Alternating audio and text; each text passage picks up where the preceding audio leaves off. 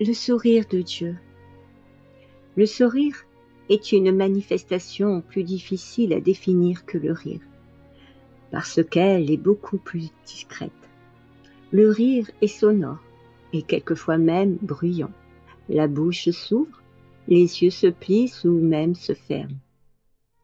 Tandis que le sourire est silencieux, un imperceptible mouvement des lèvres avec un léger plissement des yeux. Le sourire est un des premiers langages de l'enfant que ses parents et son entourage regardent avec amour. Ce sourire de l'enfant est plein d'innocence et de pureté. Chez l'adulte, il peut devenir ironique, moqueur, hypocrite même.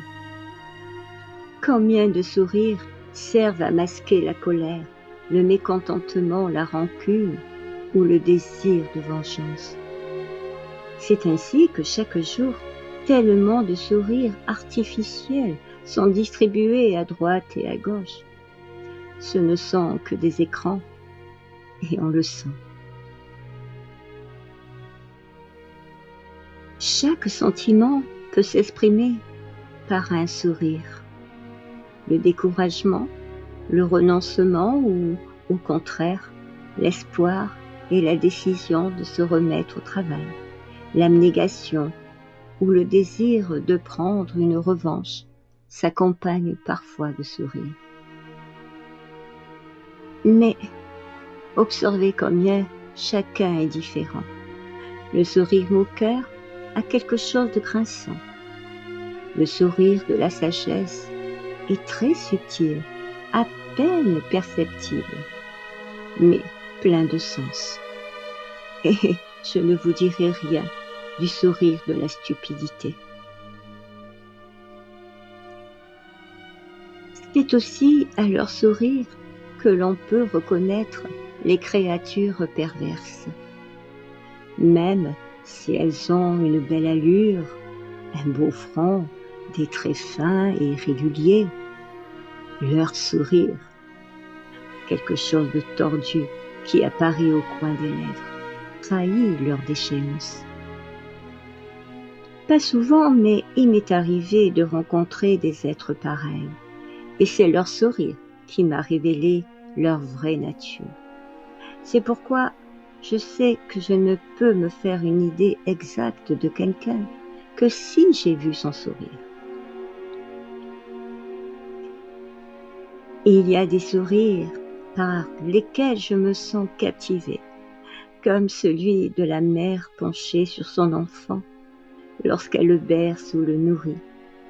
C'est le sourire de l'amour parfaitement désintéressé. Toute son âme s'épanche dans ce sourire, qui est aussi une nourriture pour son enfant. Et combien de fois aussi j'ai été frappée par le sourire qui peut transformer le visage ingrat ou même laid de certains êtres. Parce qu'un bon sourire s'accompagne d'un bon regard. Ce regard rempli d'amour, de bonté, répand sur leur visage une telle lumière que leurs traits physiques semblent fondus. On ne voit plus que cette lumière.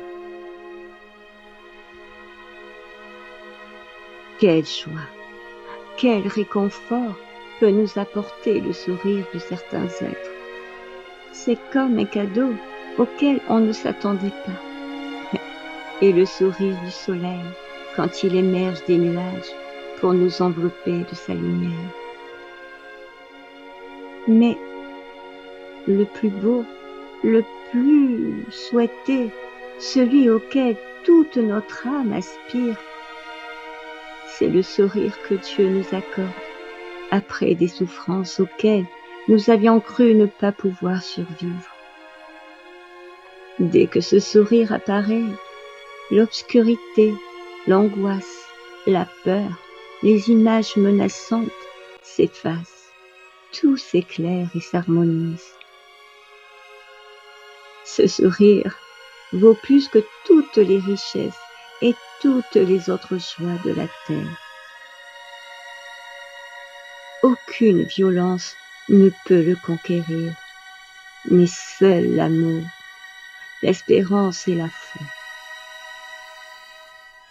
Il faut souvent attendre très longtemps pour mériter un tel sourire. Et c'est la plus grande des récompenses.